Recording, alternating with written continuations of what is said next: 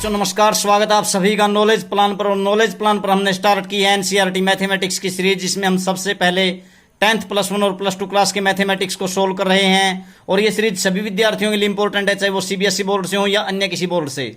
और आज इस सीरीज के तहत हम बात करेंगे 10 +1 क्लास की एक्सरसाइज 9.3, जो कि चैप्टर नंबर 9 से है, जिसका नाम है सीक्वेंसेस एंड सीरीज।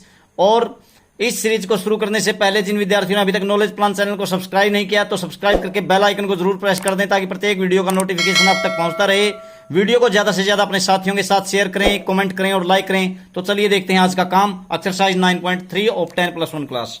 तो बच्चों देखते हैं, तो 10 +1 क्लास की जो एक्सरसाइज 9.3 है, तो उसमें दो बातें आती हैं बच्चों। एक तो ज्योमेट्रिक प्रोग्रेशन और दूसरी आती है ज्योमेट्रिक मीन। तो ज्योमेट्रिक प्रोग्रेशन क्या है और ज्योमेट्रिक मीन क्या है, इसके बारे में बात करते हैं।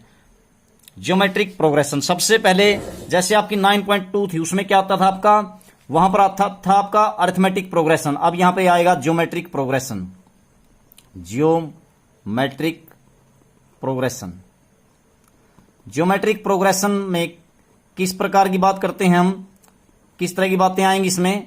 ज्योमेट्रिक प्रोग्रेशन होता क्या है आपके पास, फॉर एग्जाम्पल मैं एक सीक्वेंस ले लेता हूं, जैसे 2, 4, 8, 16 एंड सो ऑन, इस प्रकार से। ये मान लीजिए कोई सीक्वेंस है आपके पास। अब इसमें क्या विशेष बात दिखाई देती है आपको यदि आप क्या करते हैं, A2 को A1 से डिवाइड करते हैं, यानी 4 is divided by 2, then your answer will be equal to 2। Similarly अगर आप थर्ड को सेकंड से डिवाइड करते हैं, यानी कि 8 को 4 से डिवाइड करते हैं, तो फिर भी आपके पास आंसर क्या आएगा बच्चों, 2। और सिमिलरली आप फोर्थ को थर्ड से डिवाइड करते हैं, यानी 16 is divided by 8, then your answer will also be equal to 2। तो इसका मतलब क्या है, इस सीक्वेंस में क्या विशेष बात है, यदि आप नेक्स्ट टर्म को पहले वाली से डिवाइड करते हैं तो आपका जो रेशो है वो सेम आता है। तो जहां पर कॉमन रेशो सेम आता है, उस सीक्वेंस को आप क्या बोलते हैं, ज्योमेट्रिक प्रोग्रेशन। जैसे अरिथमेटिक प्रोग्रेशन में हमारे पास क्या होता था, हमारे पास डिफरेंस सेम होता था, लेकिन यहां पर डिफरेंस की बजाय क्या है, रेशो सेम है। तो this sequence is called a geometric progression और जीपी। तो बच्चों अब इस जीपी में यदि हम बात करें कि आप फर्स्ट टर्म को क्या बोल लेंगे, सेकंड टर्म को क्या बोल लेंगे, और इसी प्रकार से nth टर्म को क्या बोल लेंगे, तो फर्स्ट टर्म को वही बोलते हैं जैसे कि आप अरिथमेटिक प्रोग्रेशन में बोलते थे, फर्स्ट टर्म इज ए। और आपका जो कॉमन रेशो है उसको क्या बोलते हैं, उसको बोलते हैं आर। तो इसका मतलब क्या हुआ, first term of geometric progression क्या हुई आपके पास, first term of geometric progression, यानी कि first term of GP. Geometric progression को शॉर्ट फॉर्म में क्या बोलते हैं हम, जीपी। तो जीपी की फर्स्ट टर्म क्या होगी आपके पास, a. And common ratio, common ratio को हम क्या बोलते हैं इसमें, कॉमन रेशो, क्योंकि उसमें आपके अरिथमेटिक प्रोग्रेशन में कॉमन डिफरेंस होता था, तो यहां पर क्या होता है आपके पास, कॉमन रेशो। तो कॉमन रेशो को किससे डेनोट करते हैं, इसको डेनोट करते हैं आर से डेनोट करते हैं।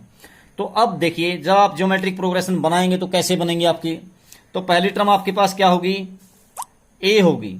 ए का मतलब फर्स्ट टर्म, और जो कॉमन रेशो होगा वो क्या होगा आपके पास, आर होगा। आर आपके पास कॉमन रेशो होगा, तो आप इसको पूरी सीक्वेंस को लिखेंगे कैसे। अब इसको लिखने का तरीका क्या बनता है वो देखते हैं। देखिए, आप यदि किसी ज्योमेट्रिक प्रोग्रेशन या जीपी को लिखते हैं तो लिखने का तरीका ये होगा बच्चों, आपके पास पहली टर्म जो होगी वो क्या होगी आपके पास, वो ए होगी। पहली टर्म होगी ए, यानी A1 को क्या लिखेंगे आप, ए ही लिखेंगे। सिमिलरली जब आपके पास सेकंड टर्म आपको निकालनी हो A2, तो वो कैसे निकलेगी, ए इंटू, और क्या हो जाएगा, वो आर से मल्टीप्लाई हो जाएगी, ए इंटू आर। और इसी प्रकार से जब थर्ड टर्म निकालोगे तो वो हो जाएगा ए इंटू आर स्क्वायर। कैसे हो रहा है देखिए बच्चों, इसी सीक्वेंस की जब हम बात करते हैं 2, 4, 8, यहां पर आपके पास ए कितना है, ए है फॉर एग्जांपल आपके पास 2 था, और इसी प्रकार से आपने जब सेकंड टर्म निकाली A2, तो ए इंटू आर, यानी कि क्या हो गया, 2 इंटू आर कितना था आपके पास, 2, यानी क्या हो गया आपके पास 4। और जब आप थर्ड टर्म निकालते हैं तो थर्ड टर्म कैसे निकाल लेंगे, ए इंटू आर स्क्वायर, यानी 2 स्क्वायर, तो 2 स्क्वायर यानी 4, 4 इंटू 2 क्या हो गया आपके पास 8। इसी तरह से जब आप फोर्थ टर्म निकालते हैं तो वो होगा बच्चों a into are raise to power 3। तो ये कैसे बना, 2 इंटू 2 रेज टू पावर 3, तो 2 की 3 8, 8 दूनी 16 है। तो इसी प्रकार से तो आपकी ये जो ज्योमेट्रिक प्रोग्रेशन थी ये निकलती जाती है, ठीक है। तो इसलिए आप क्या कहते हैं, फर्स्ट टर्म A1 को A ही बोल लेंगे। सेकंड टर्म यदि आपको निकालनी है तो फर्स्ट टर्म को आप R से मल्टीप्लाई कर देंगे, यानी कि आपका जो कॉमन रेशो उससे मल्टीप्लाई कर देंगे। सिमिलरली जब थर्ड टर्म निकालते हैं तो A इंटू R का स्क्वायर कर देंगे, यानी जो आपकी सेकंड आई थी, आपने सेकंड कैसे निकाली थी, A को R से मल्टीप्लाई किया, और थर्ड को कैसे निकाला, जो आपकी सेकंड थी उसको फिर से आपने R से मल्टीप्लाई कर दिया तो AR स्क्वायर। फोर्थ कैसे निकाल लेंगे, जो आपकी थर्ड थी AR स्क्वायर, उसको फिर से R से मल्टीप्लाई कर दिया, AR रेज़ टू पावर 3 हो जाएगा। इसी प्रकार से जब आप फिफ्थ निकालोगे तो क्या हो जाएगा, फोर्थ जो है यानी AR की क्यूब, उसको फिर से R से मल्टीप्लाई कर देते हैं तो AR रेज़ टू पावर 4 हो जाएगा इस प्रकार से। तो हम यहां से इस सीक्वेंस से कंक्लूजन निकालते हैं, क्या पहले वाले टर्म में R की पावर क्या है, 0 है, यहां पर R रेज़ टू पावर 0। दूसरे वाले टर्म में R की पावर 1 है यहां पे, और तीसरी टर्म में R की पावर 2 है, फोर्थ में R की पावर 3 है, फिफ्थ में R की पावर 4 है। तो इसका मतलब क्या होगा, यानी इससे 1 लेस देन है, यहां पर 5 है तो यहां पर 4 है, यहां 4 है तो यहां पर 3 है। तो सिमिलरली अगर आप 10th टर्म को देखते हैं A10, तो वो क्या होगी, AR रेज़ टू पावर 9 होगी, यानी कि जो R की पावर होगी वो इससे 1 लेस होगी। तो ऐसे चलते चलते यदि हम nth टर्म पे चलते हैं AN, तो वो क्या होनी चाहिए बच्चों, वो होनी चाहिए A into R raise to power इससे एक कम, यानी n-1। तो ये होगी आपके पास nth term of a geometric progression या जीपी। तो इस तरह से जीपी बनती है बच्चों। यदि आप इसके सम की बात करते हैं तो सम कैसे निकालेंगे, sum of GP, sum of given GP में आप लोग क्या करोगे, सम को आप किसी तरीके से लिखेंगे, किस तरीके से लिखेंगे, जैसे आप अरिथमेटिक प्रोग्रेशन में सम लिखते थे ऐसे ही यहां पर करेंगे आप सम। तो सम को लिखेंगे तो इन सभी को क्या करना पड़ेगा आपको, इन नंबर ऑफ टर्म्स को सभी को जोड़ना पड़ेगा।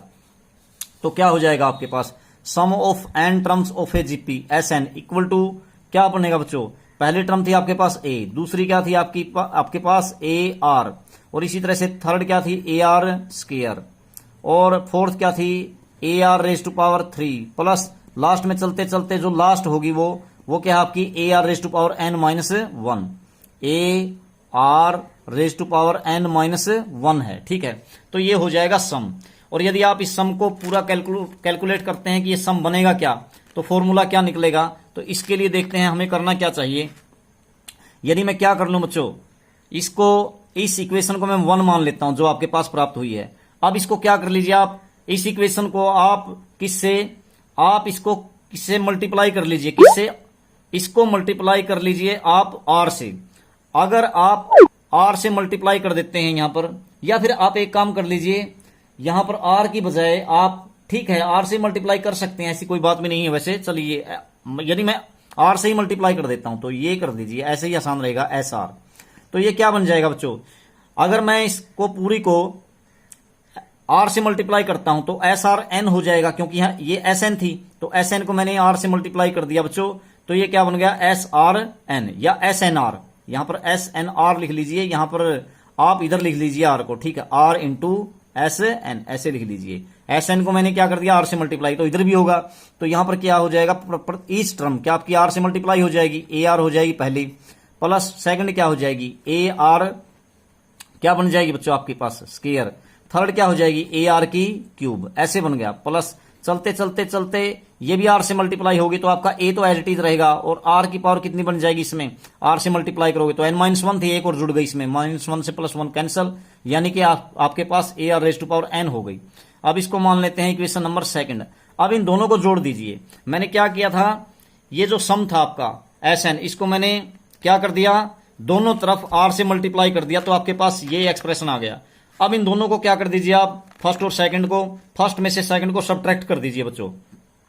फर्स्ट में से सेकंड को सब्ट्रैक्ट करोगे तो Sn तो दोनों में से कॉमन हो जाएगा, Sn होगा आपके पास कॉमन। तो ऊपर क्या बचा बच्चों, Sn कॉमन निकाल दिया तो ऊपर बच गया 1, और यहां पर क्या बच गया माइनस में R। तो मैंने क्या कर दिया, फर्स्ट में से सेकंड को सब्ट्रैक्ट कर दिया।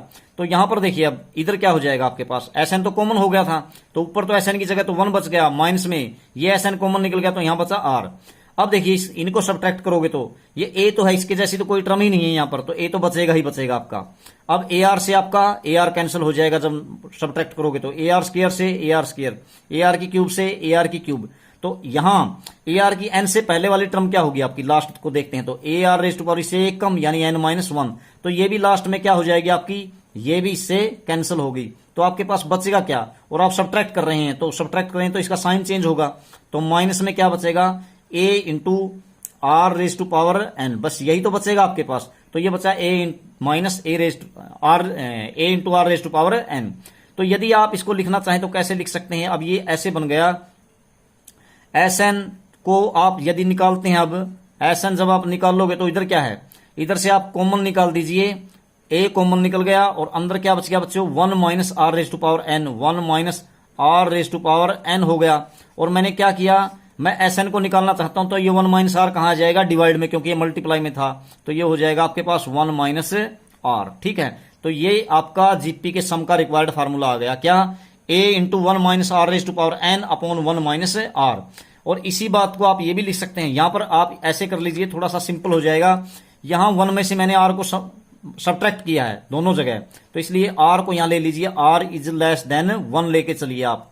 ठीक है, आर की वैल्यू यदि 1 से छोटी है तो यहां पर ये फार्मूला अप्लाई कर दीजिए, अथवा आप क्या कर लीजिए, दोनों में से माइनस कॉमन निकाल दीजिए, ऊपर से भी नीचे से भी, तो ये तो हो जाएगा आर की पावर n प्लस, और ये 1 हो जाएगा माइनस, सिमिलरली आर प्लस हो जाएगा और 1 माइनस हो जाएगा। यानी कि आप इसी फॉर्मूले को ऐसे भी तो लिख सकते हैं, कैसे, इसी फॉर्मूले को बच्चों क्या लिखा जा सकता है, S N is equal to क्या बनेगा बच्चों, 1, ऊपर क्या था आपके पास, वो पहले तो मैंने माइनस कॉमन निकाल दिया, यानी कि पहले आर की पावर n माइनस 1 था, 1 माइनस आर की पावर n था। अब आप क्या कर लीजिए, आर की पावर n हो गया आपका प्लस, माइनस में 1 हो गया, और नीचे भी वही काम, मैंने माइनस कॉमन निकाल दिया, तो क्या बच गया आपके पास, यहां पर भी आर माइनस 1 बच गया।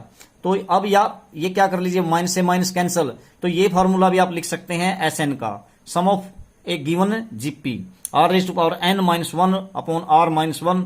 और यहां पर एक काम कर लीजिए, यहां पर ये लिखिए कि आर है जो यहां पर 1 से ग्रेटर है, वहां पर आर की वैल्यू क्या ली थी हमने, 1 से छोटी।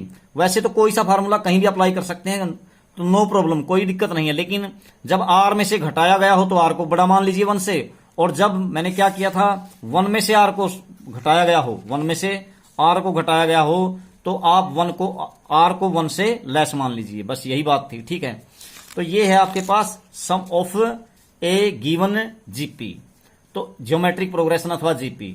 अब इसके बेस पे हम सम करते हैं, लेकिन एक और चीज बचती है आपकी, वो बचती है आपकी ज्योमेट्रिक मीन। क्या बोलते हैं, ज्योमेट्रिक मीन। जैसे ये ज्योमेट्रिक प्रोग्रेशन है तो ज्योमेट्रिक मीन क्या होता है, देखिए, जियोमेट्रिक मीन, जैसे आपकी अर्थमेटिक प्रोग्रेशन में अर्थमेटिक मीन होता था, तो यहां ज्योमेट्रिक प्रोग्रेशन में ज्योमेट्रिक मीन होता है, ज्योमेट्रिक मीन। तो ज्योमेट्रिक मीन का मतलब क्या होता है, ज्योमेट्रिक मीन का मतलब ये होता है बच्चों, जैसे मान लीजिए आपके पास, उसी की तरह, जैसे मान लीजिए आपके पास क्या है, ए कोई नंबर है और दूसरा नंबर कोई बी है, तो आपने एक नंबर ऐसा पुट किया, उसको मान लिया हमने आर, वो आर ऐसा पुट किया, क्या हो जाए कि ये एक जीपी बन जाए। तो जीपी बनेगी तो कॉमन रेशियो बराबर होगा, यानी कि इसको इससे डिवाइड करेंगे, R is divided by A, then, और बी को भी तो देखिए मैंने दूसरी को पहली से डिवाइड कर दिया, आप तीसरी को यानी बी को सेकंड से डिवाइड कीजिए आर। तो अब आप क्या कर दीजिए, बाई क्रॉस मल्टीप्लीकेशन आपके पास क्या आ जाएगा, आर इंटू आर, यानी R square is equal to A into B. अब ज्योमेट्रिक मीन को या जीएम को आप कैसे निकाल लेंगे, तो जीएम क्या आ जाएगा, आर इज इक्वल टू, जब आप इसका स्केयर हटाओगे तो इधर क्या हो जाएगा आपके पास, अंडर रूट।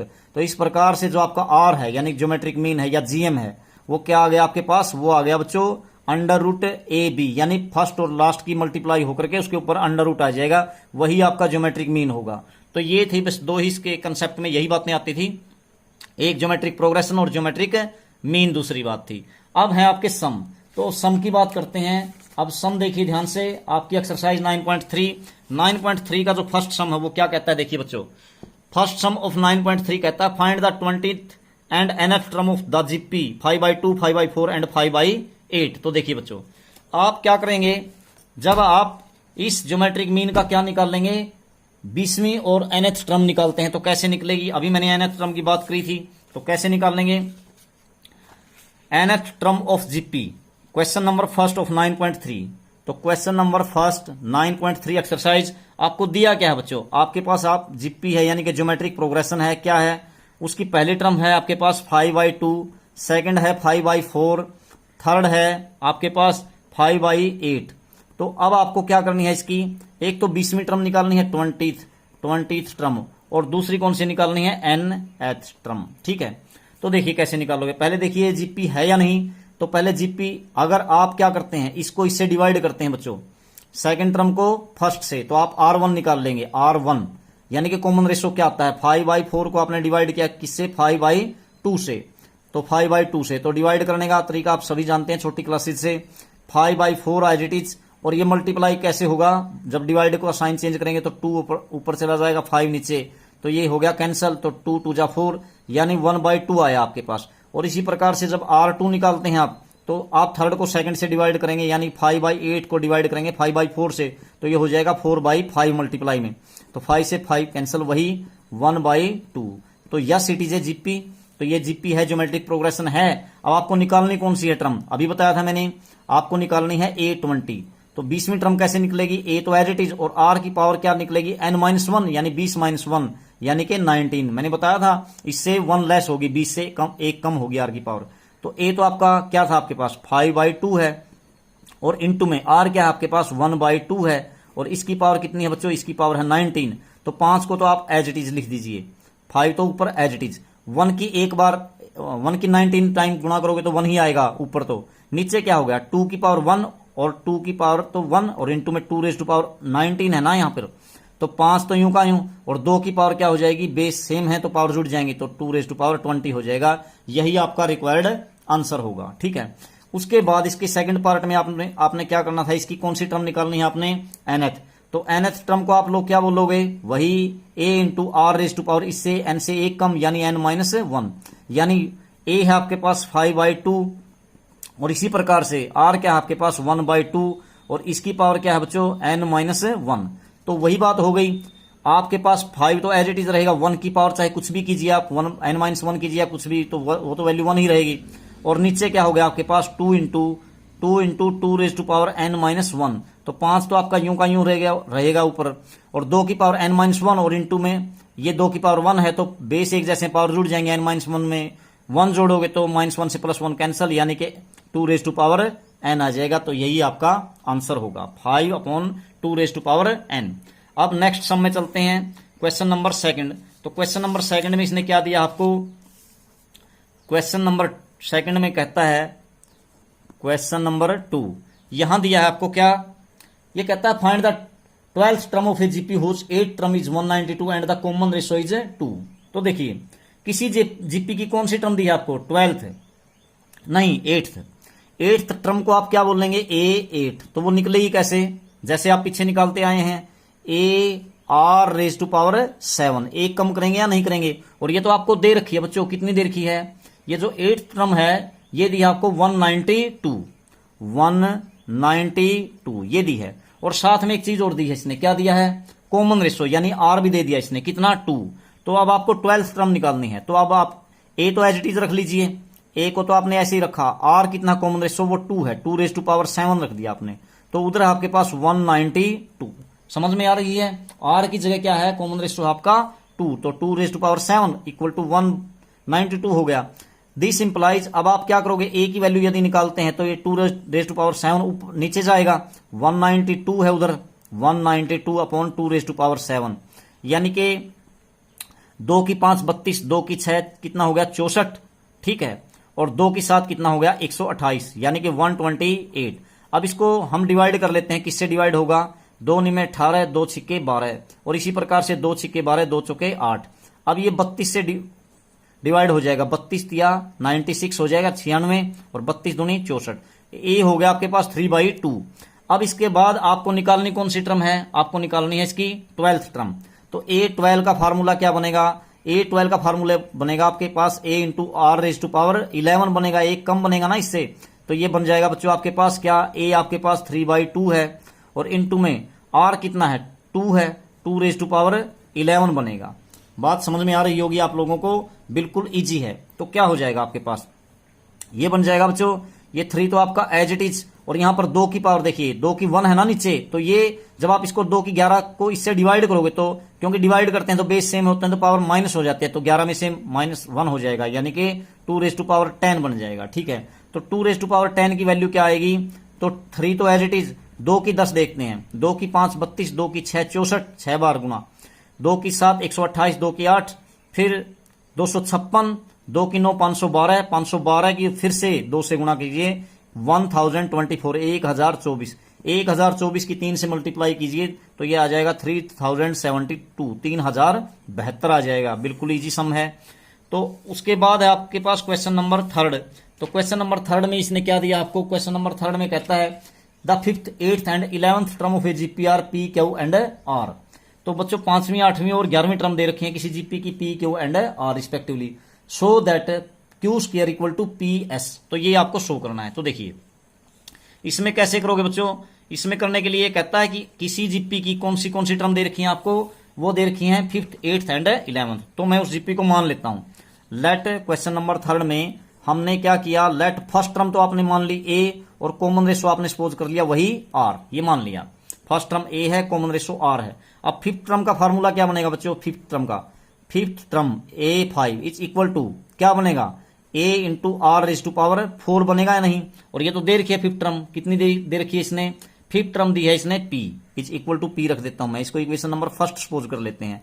सिमिलरली जो आपको दी है इसने कौन सी टर्म दी है 8th, तो A8 को क्या लिखोगे a एज इट इज और r रेज टू पावर इससे 1 लेस यानी कि 7, वो दे रखी है आपको q। और सिमिलरली आपको क्या दिया है 11th टर्म, 11th टर्म क्या हो गया आपके पास बच्चों, 11th टर्म भी वही formula a r raise to power इससे एक कम यानी कि 10, और वो दे रखी है बच्चों r p q and r, 4th, 5th, 8th and 11th term ये दे रखी है बच्चों। अब ये कहता है कि आपको क्या दिखाना है, आपको दिखाना है q square equal to p s. तो इसका मतलब क्या हुआ बच्चों, ये मान लेता हूं मैं इक्वेशन नंबर सेकंड और ये मान लेता हूं इक्वेशन नंबर थर्ड। आपको इन तीनों से क्या दिखाना है, क्यू का स्क्वायर यानी इस बीच वाले का square, p into s, r यहां पर दिया इसने आर है या एस है बच्चों, यहां पर आर नहीं है, ये कितना है, ये है आपके पास एस। तो आपको शो करना है, क्या शो करना है, q square is equal to p into s के बराबर आना चाहिए। तो इसका मतलब क्या होगा बच्चों कि आपको करना क्या है, सेकंड टर्म का तो करना है स्क्वायर, क्यू का स्क्वायर, और फर्स्ट और लास्ट की पहली और तीसरी की मल्टीप्लाई करनी है, तो वो दोनों चीजें बराबर आनी चाहिए। तो क्यू का स्क्वायर क्या बन जाएगा, देखिए मैं क्यू का स्क्वायर कर रहा हूं तो क्या हो जाएगा, क्यू तो क्या है आपकी ए आर की 7 इसका स्क्वायर होगा, यानी a into are raise to power 7 का square is equal to p, क्या है आपके पास पी है ये a into are raise to power 4, और इंटू में एस क्या है आपके पास a into are raise to power 10। तो ये दोनों बराबर आनी चाहिए, ये क्यू स्क्वायर ये पी ये एस। तो अब देखिए अब स्क्वायर करोगे तो ए का तो स्क्वायर हो गया, और आर रेज टू पावर कितनी बन गई आपके पास, आर की पावर हो गई बच्चों 14, पावर के ऊपर पावर की मल्टीप्लाई होती है। और इधर देखिए ए की ए से मल्टीप्लाई, ए का स्क्वायर और into are raise to power क्या होगी, पावर जुड़ जाएंगे मल्टीप्लाई में, तो क्या हो जाएगा 14। तो आपकी ये बात प्रूव हो जाती है कि q square is equal to p into s के बराबर ही आता, दोनों चीजें एक समान ही तो हैं, ठीक है। तो नेक्स्ट क्वेश्चन है question number fourth. Question number fourth में इसने क्या दिया देखते हैं, क्वेश्चन नंबर फोर्थ में कहता है आपको क्या निकालना था, fourth term of a GP square of it is second term and the first term is -3, determine its 7th term. तो आपको 7वीं टर्म निकालनी है। देखिए तो आप क्या मान लेते हैं, let first term of A p is GP is a and common ratio of the GP is r, ये मान लेते हैं हम, ठीक है। अब ये कह क्या रहा है, देखो fourth term of a GP square of it is second term, तो जो फोर्थ टर्म है कैसे निकालोगे आप, A4 वो होगी क्या बच्चों, वो होगी आपके पास क्या a r raise to power 3। अब ये एक तो फोर्थ की बात कर रहा है और एक सेकंड की क्या होगी आपकी a इंटू आर की पावर 2 से 1 कम यानी कि ए आर। अब कह क्या रहा है, देखिए बच्चों इसने एक बात तो ये कही कि जो फोर्थ टर्म है वो क्या है, square of it is second term, इसकी सेकंड टर्म के स्क्वायर के बराबर है, यानी कि जो A4 है वो क्या है आपकी A जो 2 है इसके स्क्वायर के इक्वल है, फोर्थ टर्म सेकंड टर्म के स्क्वायर के इक्वल है। तो यहां से क्या कंक्लूजन निकला आपके पास, फोर्थ टर्म तो क्या थी आपके पास ए आर की क्यूब, ये लिख दी मैंने फोर्थ टर्म, और सेकंड टर्म क्या थी ए आर, तो इसके स्क्वायर के बराबर थी। इसका मतलब क्या हो गया, या इसका स्क्वायर कर दिया मैंने, ये फोर्थ टर्म ये सेकंड टर्म का स्क्वायर, ठीक है, ये रख दिया। तो यहां से क्या बन गया आपके पास, यहां से आ गया बच्चों a r raise to power 3 is equal to a square हो गया, और आर की पावर कितनी हो गई यहां पर 2। तो यहां से कंक्लूजन क्या निकलता है, दोनों तरफ को आप ए आर स्क्वायर से डिवाइड कर दीजिए। तो ए आर स्क्वायर से डिवाइड करोगे तो ए तो कैंसिल, तो आर का स्क्वायर कैंसिल, आर बच गया यहां पर, और यहां पर भी ए आर स्क्वायर से, तो आर स्क्वायर कैंसिल, और इसको ए से और डिवाइड करोगे तो यहां पर बचेगा ए, यानी कि आपके आर और ए यानी कॉमन रेशो और पहली टर्म आपकी इक्वल आ गई, ठीक है। एक तो ये बात, और उससे अगली बात दी थी इसने, and the first term is -3, तो फर्स्ट टर्म क्या है, -3 है, यानी ए है आपके पास -3, a is equal to -3, then r भी क्या होगा आपके पास, आर भी तो -3 ही होगा क्योंकि दोनों इक्वल हैं। अब आपको कौन सी टर्म निकालनी है, आपको डिटरमाइन इट्स सेवंथ टर्म, तो आपकी सेवंथ टर्म इसको फाइंड आउट करनी है आपको। तो सेवंथ टर्म को क्या लिखोगे, A7, यानी a into are raise to power 6 होगा। तो a आपके पास क्या है बच्चों, a है -3 और इंटू में r भी क्या है -3 रेज टू पावर 6।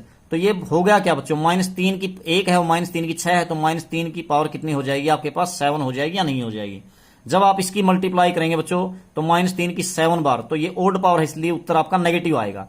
और ये आएगी बच्चों, इसकी मल्टीप्लाई कर लेना, -3 की पावर 7 है ना, 7 बार 3 की मल्टीप्लाई कर लेना, तो ये आ जाएगा 2187। तो ये आपका रिक्वायर्ड आंसर होगा। तो इसकी मल्टीप्लाई आप आसानी से कर ही लेंगे, कोई दिक्कत नहीं है इसमें। तो ये था आपका क्वेश्चन नंबर 4। और क्वेश्चन नंबर 4 के बाद ये क्वेश्चन नंबर 5 में ये क्या कह रहा है, 5th में कह रहा है which term of the following sequences, ये बतानी है बच्चों। देखिए इसके आपके मोर देन 1 पार्ट है, यानी कि 3 पार्ट्स हैं क्वेश्चन नंबर 5 में। तो क्वेश्चन नंबर 5 का जो फर्स्ट पार्ट है, क्वेश्चन नंबर 5 का पहला जो पार्ट है उसमें क्या कहा इसने, कोई आपको ज्योमेट्रिक प्रोग्रेशन दिया है क्या, एक तो 2 है, दूसरी टर्म है 2√2 है, नेक्स्ट आपके पास कितना 4। इसकी जो nth टर्म है, nth टर्म क्या दे रखी है इसकी 128। तो आपको फाइंड क्या करना है, which term of the following sequences. तो अब ये बताना है कि ये जो 128 है वो इस ज्योमेट्रिक प्रोग्रेशन की कौन सी टर्म है, इस सीक्वेंस की कौन सी टर्म है। तो इसका मतलब ये तो an हुई ना, जिसका पता ही नहीं है, जैसे आपकी एपी में होती थी अर्थमेटिक प्रोग्रेशन में। तो an है आपके पास 128। तो आपके पास a क्या है, a है यहां पर फर्स्ट टर्म है 2, r देखते हैं क्या है, r क्या होगा 2√2, यानी सेकंड को आप फर्स्ट से डिवाइड करोगे तो 2 से 2 कैंसिल, यानी कि √2 हो गया। अब आपके पास ये nth टर्म दी है आपको an, वो क्या है 128। तो an का फार्मूला अपनाइए बच्चों, an क्या होता है a into are raise to power n-1, और ये दिया कितना है 128, रख देते हैं an के इक्वल। तो अब देखिए यहां से मैं क्या करूं, यहां से मैं a की वैल्यू और r की वैल्यू रख देता हूं। a क्या है आपके पास 2 है, r क्या है √2 की पावर n-1 और इक्वल टू 128 है। तो बिल्कुल इजी क्वेश्चन है बच्चों। क्या कर लोगे आप लोग ऐसा करो, इस 2 को उधर ले जाओ, तो यहां पर बचेगा आपके पास √2 की power √2 raise to power n-1 equal to 128 है। तो 2 को उधर ले जाएंगे तो डिवाइड में चला जाएगा, तो ये आ जाएगा 64, ये होगा ना। तो यदि आप अब क्या करें, आपको n फाइंड करना है, तो नंबर ऑफ टर्म्स, यानी कि ये बताना है 128 इसकी कौन सी टर्म थी। तो यहां पर लिख लीजिए √2 रेज टू पावर n-1, तो एज इट इज। और ये जो है 64, ये क्या है 2 की पावर 6 नहीं है क्या, 2 रेज टू पावर 6। लेकिन अभी हम कुछ नहीं निकाल सकते, क्योंकि यहां पर देखिए यहां पर 2 है और यहां √2 है, तो इसलिए आप इसको ऐसे नहीं लिख सकते क्या, अगर ये 2 की 6 है, अगर मैं ऐसे लिख दूं √2 की पावर कितनी 12, तो बात तो एक ही है, या नहीं लिख सकते, बिल्कुल लिख सकते हैं, क्योंकि यहां पर रूट का मतलब क्या है 1/2, तो 2 रेज टू पावर 1/2 इंटू 12, तो ये इतना ही तो आएगा, 2 की पावर 6 ही तो बनेगा, तो बिल्कुल वही बात है। तो इसका मतलब ये वैल्यू इसके बराबर है। अब जब दो चीजें बराबर होंगे, बेस भी बराबर हो, तो उनकी पावर भी क्या होंगी आपकी बराबर ही होंगी। यहां दोनों का बेस √2 है, दोनों चीजें इक्वल हैं, तो इनकी पावर भी इक्वल होंगी, यानी आपका n-1 जो है वो किसके इक्वल होगा, आपकी 12 के इक्वल होगा। तो यहां से आप n की वैल्यू निकालोगे तो क्या आ जाएगा 12 + 1, यानी कि आपके पास आंसर कितना आएगा 13th। तो 13th जो टर्म है इस ज्योमेट्रिक प्रोग्रेशन की, वो क्या होगी आपकी 128 होगी, 128 होगी। समझ में आ गई बात। अब नेक्स्ट पार्ट है इसी क्वेश्चन का, क्वेश्चन नंबर 5 का सेकंड पार्ट। तो क्वेश्चन नंबर 5 के सेकंड पार्ट में इसने क्या दिया है, 5th के सेकंड पार्ट में आपको दिया है ज्योमेट्रिक प्रोग्रेशन है √3, उसके बाद है सेकंड टर्म 3, उसके बाद 3√3 और जो लास्ट टर्म है वो क्या है आपके पास, वो है बच्चों क्या, वो है 729। तो ये जो है ये कौन से नंबर की टर्म है ये बताना आपको। तो आपके पास a क्या है √3, और इसी प्रकार से r क्या है, आप 3 को √3 से डिवाइड करोगे तो आपके पास क्या आ जाएगा, तो √3 ही आएगा। ठीक है, बिल्कुल आसान है, क्योंकि √3 की मल्टीप्लाई 3 होती है। और an क्या है आपके पास, an वही 729 है। तो पिछला ही मेथड, तीनों के तीनों पार्ट्स में एक ही मेथड लगेगा। तो an का फार्मूला a इंटू, यानी कि a की जगह √3 a इंटू r की पावर n। r क्या है बच्चों आपके पास, r भी आपके पास देखिए a भी √3 था और r भी कितना था √3, तो √3 रेज टू पावर n-1, मैंने क्या कर दिया, a into are raise to power n minus one, यानी मैंने क्या निकाल दी, इसकी nth टर्म निकाल दी ना, a into are raise to power n minus one, और ये तो दी हुई है कितनी 729, तो 729 के बराबर रख दिया मैंने। यहां से क्या हो जाएगा देखिए, रूट थ्री की पावर n माइनस वन और रूट थ्री की वन, तो पावर जुड़ जाएंगे मल्टीप्लाई में, तो रूट थ्री की पावर कितनी हो गई n, और ये है जो 729, ये क्या लिख सकते हैं आप, इसको 3 में कन्वर्ट कर दीजिए आप, 729 के यहाँ पे फैक्टर बना लीजिए बच्चों। तो 729 के फैक्टर बनाएंगे तो ये क्या कितनी बनेगी देखते हैं, ये बनेंगे 10 बार, ठीक है ना। 729 के आप टुकड़े करोगे, आप फैक्टर बना करके देख लेना, ये कितने बनेंगे, ये बनेंगे नहीं 10 नहीं बच्चों, ये 12 होने चाहिए, 12, 3 दूनी 6, फिर 3 चौके 12, 3 तिया 9, फिर 3 से कीजिए तो देखिए 3 अट्ठा 24, 3 एकम 3, फिर 3 से 27 तिया 81, 3 से 3 निम 27, 6 बनेंगे बच्चों, ठीक है गलती होगी, 3 तिया 9, तो उसके बाद देखो ये कितने बनते हैं 6, तो ये हो गई इस प्रकार से 6 बन गए ना। तो इसका मतलब हम लिख सकते हैं इसको 3 रेज टू पावर 6, और यदि हम क्या करते हैं root 3 raise to power n लिखते हैं, और इसको रूट में लिखिए रूट 3 की पावर, फिर क्या बन जाएगी, फिर तो ये 12 बनेगी ना। तो ये और ये वैल्यू तो एक ही चीज है देखो, क्योंकि मैं यदि 1/2 करता हूं तो फिर भी 6 ही आएगी यहां पर, तो इसलिए बेस इक्वल है, पावर भी इक्वल होंगी, यानी कि आपके पास n आ जाएगा 12, ठीक है, बिल्कुल आसान है। उसके बाद थर्ड जो पार्ट है इसी क्वेश्चन का, उसमें भी वही यही काम करना है, हर एक में एक जैसी बात है। तो इसमें क्या दिया आपको, इसमें दिया है बच्चों third part of fifth question of 9.2, तो इसमें देता है ये आपके पास ज्योमेट्रिक प्रोग्रेशन है 1/3, 1/9, उसके बाद 1/27, 1/27, ऐसे चलते चलते जो लास्ट टर्म आपके पास ये है 1/19,683, 19,683, तो ये है आपके पास an, ठीक है।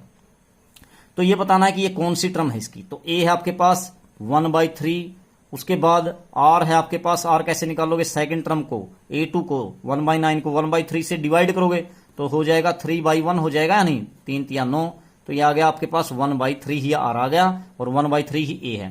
तो an का फार्मूला वही, an कैसे निकालोगे, a इंटू यानी 1/3 इंटू r यानी 1/3 into r raise to power n minus 1 लिखोगे आप, इक्वल टू वो तो दे रखी है 1/19,683, ठीक है। तो अब ये बन क्या गया आपके पास, ये हो गया बच्चों an इज इक्वल टू 1 की तो पावर चाहे कुछ भी करो तो 1 ही आएगा ऊपर, तो 1 इंटू 1, अब नीचे 3 की पावर देखो, यहां n-1 और यहां 1 है, तो 3 रेज टू पावर n हो जाएगा।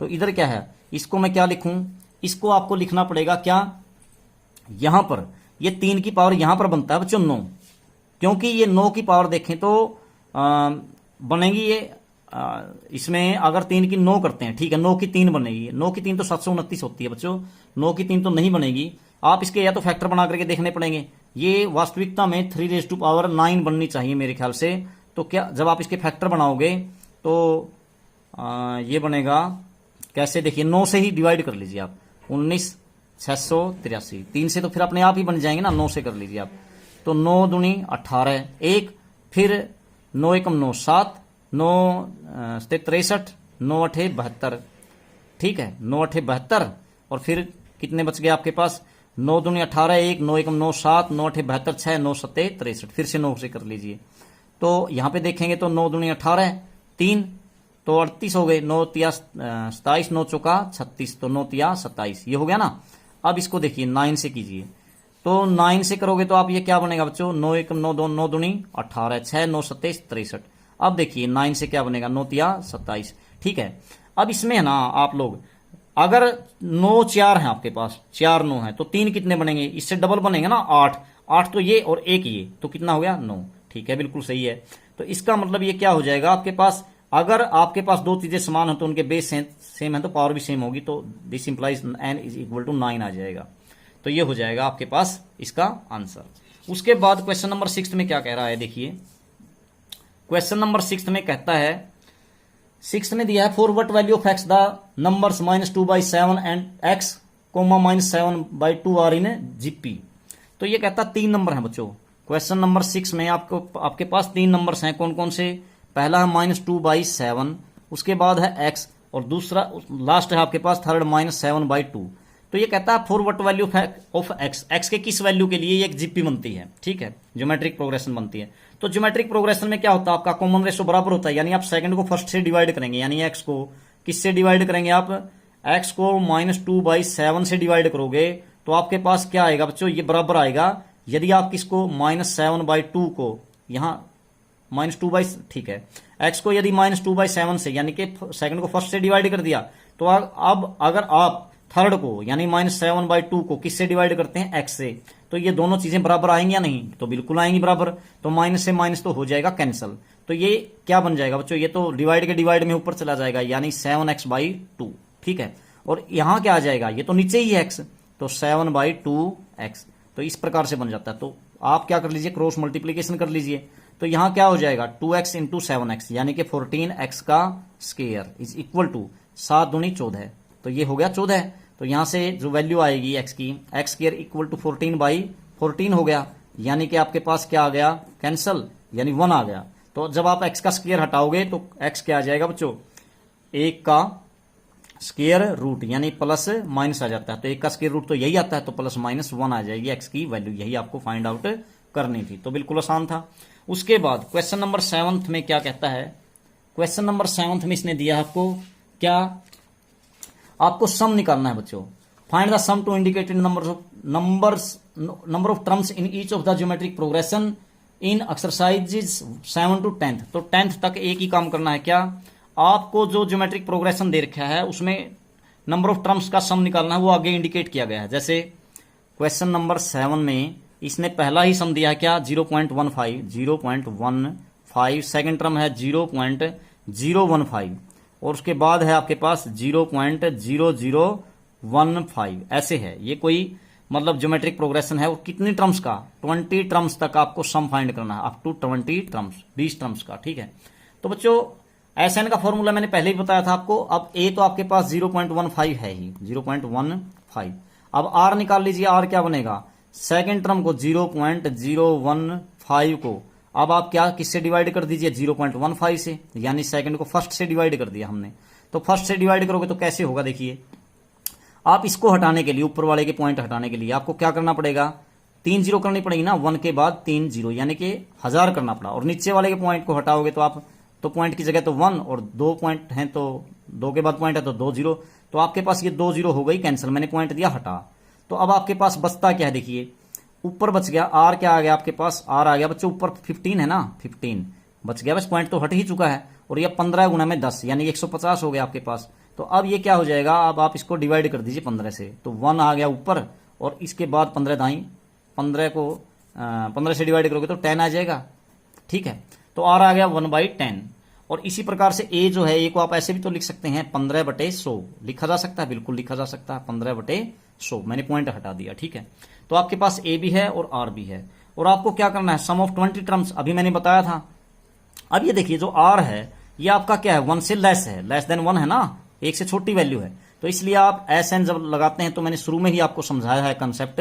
तो कैसे करते हैं, sum of n terms of a GP A into R raise to power n-1, या 1 minus R raise to power n करते हैं, और नीचे 1 माइनस R करते हैं, ऐसे ही तो बताया था, ठीक है। या उल्टा भी कर सकते हैं, R raise to power n-1 upon R -1, sum of GP मैंने शुरू में ही समझाई है।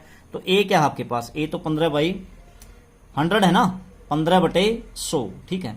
तो 15/100 कर लिया आपने ए की जगह, तो 15/100, और इनटू में 1 माइनस आर, कौन है आपके पास, आर है आपके पास 1/10, 1/10 की पावर कितनी हो गई, कितनी टर्म्स का सम निकालना है आपने, 20 का, तो n की जगह क्या हो गया बच्चों यहाँ पर 20, ठीक है।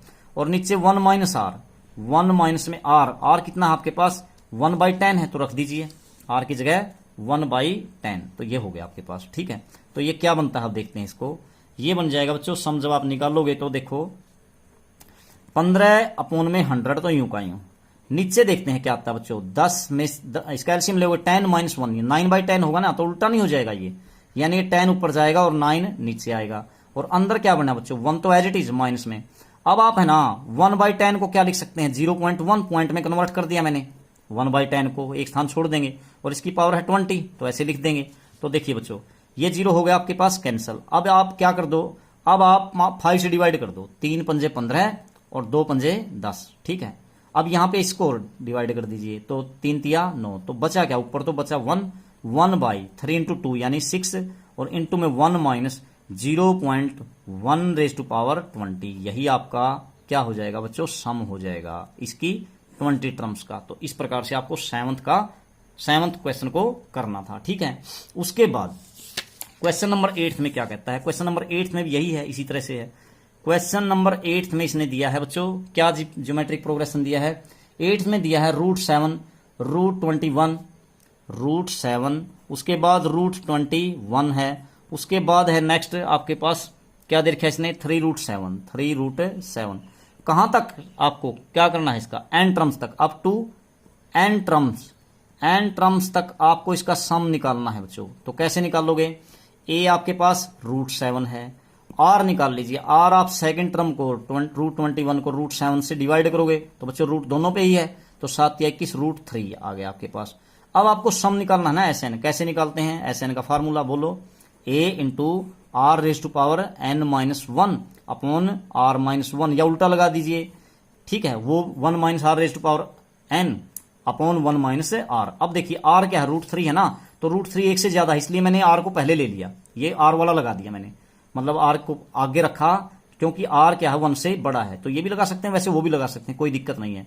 तो ये क्या हो जाएगा बच्चों, ये हो जाएगा a क्या है आपके पास, a तो है √7 रख दिया, आगे है r⁻n, r कितना है √3 कर दिया, -1 अपॉन √3 - 1, क्योंकि ये r है, r माइनस में 1, तो ये हो जाएगा आपके पास इसका सम, ठीक है। तो इसमें है जो आप, यदि आप क्या करना चाहें तो एक काम और भी कर सकते हैं, आप रैशनलाइजेशन करना चाहें तो कर सकते हैं, और तो कोई जरूरत नहीं है इसमें, ठीक है। अगर रैशनलाइज करना चाहते हैं तो कैसे करते हैं वो आपको पता भी है, रैशनलाइजेशन करना हो तो कैसे, या आप इसको ऐसे भी तो लिख सकते हैं, √7 तो एज इट इज बाहर ही है, ठीक है। अंदर वाला क्या है 3√3 raise to power n -1 upon, ये है बच्चों √3 - 1। अगर आपको मतलब और ज्यादा आगे चलना है तो इसको कैसे करते हैं, रैशनलाइजेशन बाय डिनोमिनेटर, नीचे वाले का साइन बदल देते हैं, √3 + 1 √3 + 1 ऐसे करते हैं ना, नीचे वाले का साइन बदल करके ऊपर से भी इतने से मल्टीप्लाई, नीचे से भी, यहाँ माइनस था मैंने प्लस करके दोनों जगह ऐसे ऐसे कर दिया। तो अब देखो ये क्या हो जाएगा, √7 तो एज इट इज आपका, और नीचे जो है a - b a + b, a² - b² हो गया, यानी √3 का स्क्वायर यानी 3 आ गया, माइनस में 1 का square 1, a - b a + b खोल दिया मैंने, 3 - 1, और अंदर क्या बचता है, अंदर तो यही बचा। अब आप इसको लिखना चाहें तो क्या लिख सकते हैं, या तो 3 की पावर 1/2 n/2 लिख दीजिए, या √3 ऐसे भी तो लिख सकते हैं 3 ठीक है ना, या 1/2 है, 1/2 की n से मल्टीप्लाई n/2, और -1 ये है ना, और अंदर क्या है, और क्या बच गया, √3 + 1 बच गया, और नीचे बच्चों, नीचे तो वही है, क्या है 3 में से 1 गया 2, सिर्फ यहां पर 2 आ जाएगा, बाकी सारा एज इट इज रहेगा, तो आपका आंसर आ जाता है, ठीक है। तो उसके बाद है आपके पास नेक्स्ट जो बात है वो क्या है बच्चों, यहां पर 2 लिख लीजिए, ठीक है नहीं, बस और कुछ नहीं। तो नेक्स्ट क्वेश्चन नंबर 9, तो क्वेश्चन नंबर 9 में भी ऐसे ही दिया है, क्या दिया है, क्वेश्चन नंबर 10 तक ऐसे ही ऐसे हैं, 1 - a² - a³ क्या है क्वेश्चन नंबर 9 में, क्वेश्चन नंबर 9 शुरू में है 1, फिर -a, फिर a², ऐसे है -a³, 1 + 1 - ऐसे ऐसे टर्म है। तो आपको कितने टर्म्स का सम करना है, n टर्म्स का, किसमें भी n टर्म्स, पिछले में भी n टर्म्स का सम करना था, इसमें भी n टर्म्स का है, ठीक है। तो सम ऑफ n टर्म्स कैसे करोगे, आपके पास a है 1, फिर r क्या है बच्चों, r क्या करोगे आप, सेकंड टर्म -a को फर्स्ट टर्म 1 से डिवाइड करोगे तो -a ही आएगा, ठीक है। अब n टर्म्स का सम SN कैसे निकालते हैं आप, a × r⁻n - 1, ठीक है। तो अब वो फॉर्मूला रख दीजिए, a × r⁻n - 1 अपॉन r-1 ऐसे। तो a की जगह तो क्या है 1 रखने की जरूरत नहीं है कुछ भी, तो r क्या है आपका -a है ना, -a⁻n -1 अपॉन r वही -a और -1, तो यही आपका आंसर आ जाएगा, ठीक है।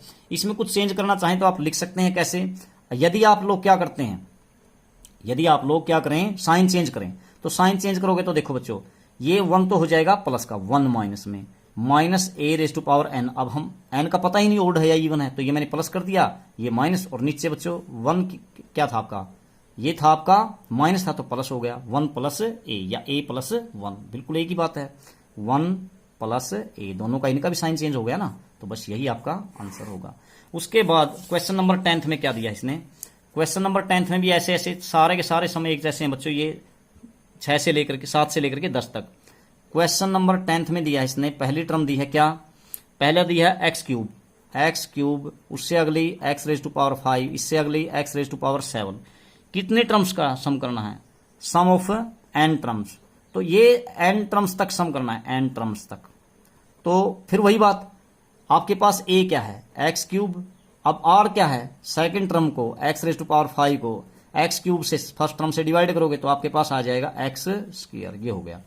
अब sum of n terms of A P क्या बन गया बच्चों, वही फॉर्मूला लगाओगे हर बार, क्या, किस तरह से, s n, sum of n terms क्या लिखोगे, वही ए मतलब एक्स की क्यूब, और इनटू में क्या लिखोगे, वही बात 1 minus are raise to power n, यानी x square raise to power n, और नीचे 1 माइनस आर की जगह एक्स स्क्वायर। तो ये बनेगा क्या बच्चों, एक्स की क्यूब एज इट इज, अंदर क्या हो गया बच्चों 1 minus x raise to power क्या बन गई 2n हो गया या नहीं हो गया, और नीचे 1 माइनस एक्स का स्क्वायर, बस यही आपका सम था। ठीक है, तो बिल्कुल सम सिंपल दे रखे हैं, कुछ भी दिक्कत नहीं है। तो आज इस वीडियो में बच्चों काफी लंबी हो जाएगी, आज यहीं तक करते हैं, क्वेश्चन नंबर 10 तक। नेक्स्ट क्वेश्चन नेक्स्ट वीडियो में करेंगे, तब तक आप सभी का धन्यवाद।